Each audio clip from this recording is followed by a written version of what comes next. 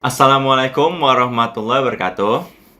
Pada video kali ini kita akan praktek olah data menggunakan SPSS.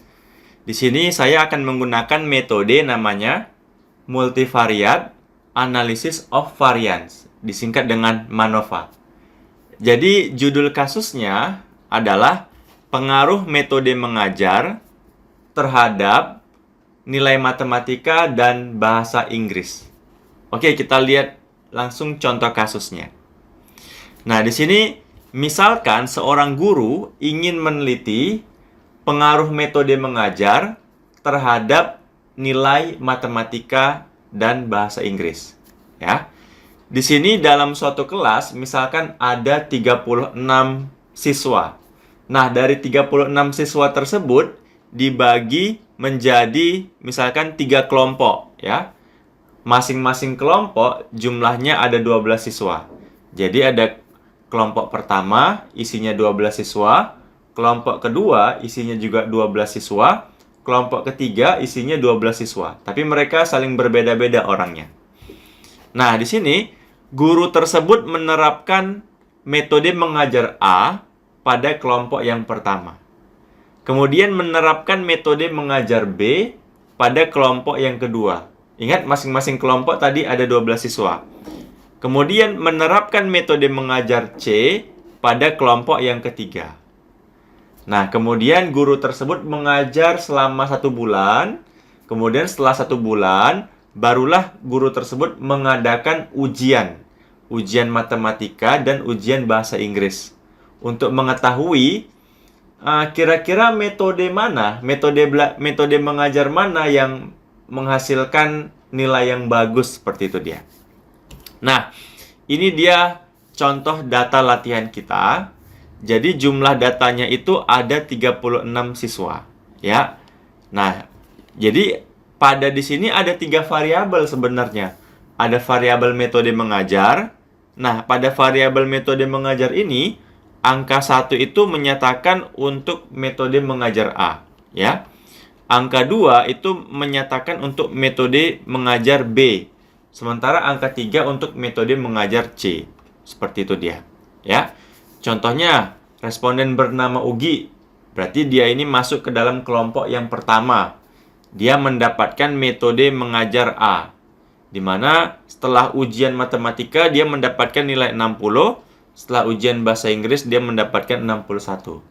Sampai siswa bernama Buas. Dia mendapatkan metode mengajar C. Nilai matematikanya 65, nilai bahasa Inggrisnya 72. Seperti itu. Oke.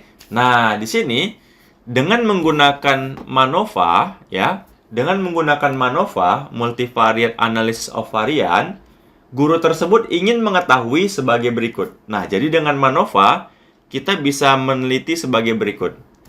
Apakah metode mengajar berpengaruh signifikan terhadap nilai matematika dan bahasa Inggris? Jadi di sini secara simultan dia. Apakah metode mengajar secara bersama-sama atau secara simultan berpengaruh signifikan terhadap nilai matematika dan bahasa Inggris? Nah, jadi MANOVA itu dia secara simultan dia mengujinya. Matematika dan bahasa Inggris. Secara simultan dia. Seperti itu ya. Nah, jika metode mengajar berpengaruh signifikan terhadap nilai matematika dan bahasa Inggris secara simultan, kita akan menyelidiki lebih lanjut lagi. Apa menyelidiki lebih lanjut lagi? Kita akan meneliti apakah metode mengajar berpengaruh signifikan terhadap nilai matematika. Nah, baru dia secara parsialnya, secara masing-masingnya.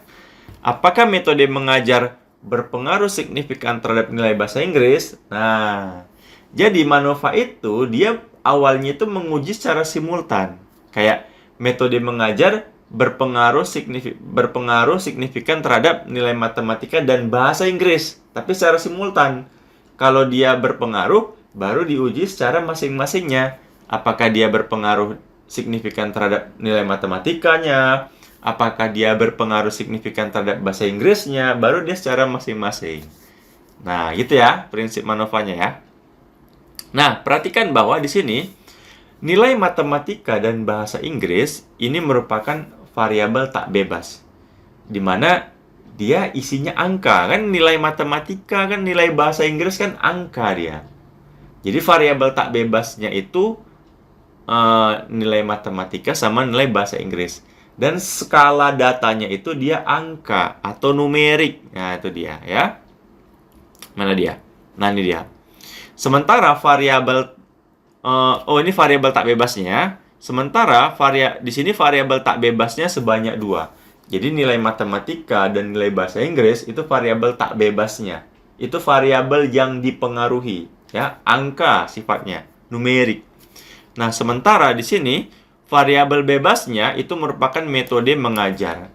Jadi metode mengajar ini merupakan variabel kategori. Karena ada metode mengajar A, metode mengajar B, metode mengajar C, itu namanya variabel kategori. Ada 3 kategori. Bahasa lainnya namanya non-metrik, seperti itu dia. Nah, barulah kita bahas tahapan-tahapan apa yang akan kita lakukan di MANOVA. Yang pertama, kita akan melakukan uji asumsi normalitas. Nah, jadi dalam MANOVA itu kita akan melakukan uji asumsi normalitas. Nah, yang kedua, pengujian asumsi kesamaan matriks-matriks kovarian. Yang ketiga, baru kita melakukan pengujian hipotesis. Nah, kira-kira itulah tahapan yang akan kita praktekkan. Nah, sekarang teman-teman, datanya sudah saya siapkan di Excel. Ini datanya ya. Data ini teman-teman pindahkan ke dalam SPSS seperti ini. Nah, ini dia. Jadi data ini sudah diinput ke dalam SPSS. Ada variabel metode mengajar, ada variabel nilai matematika, ada variabel bahasa Inggris. Jadi di sini ada 3 variabel ya. Metode mengajar, matematika, sama bahasa Inggris. Nah, sekarang kita akan melakukan uji normalitas terlebih dahulu. Caranya pilih Analyze, pilih Descriptive Statistic, pilih Explore, ya. Kemudian metode mengajarnya di Factor List, matematika di Dependent, bahasa Inggris di Dependent. Kemudian pilih Plot, kemudian pilih Normality Plot with Test. Kemudian pilih Continue, pilih OK. Maka muncullah hasil dari uji normalitasnya. Nah, ini dia tabelnya, namanya Test of Normality. Nah, di sini teman-teman, kita akan menggunakan uji normalitas namanya uji Shapiro-Wilk. Ini sudah saya beri keterangan nih, uji Shapiro-Wilk. Kita bisa lihat semua nilai sig-nya ya. Nilai sig dari uji Shapiro-Wilk-nya ini 0,372, 0,412 sampai 0,372.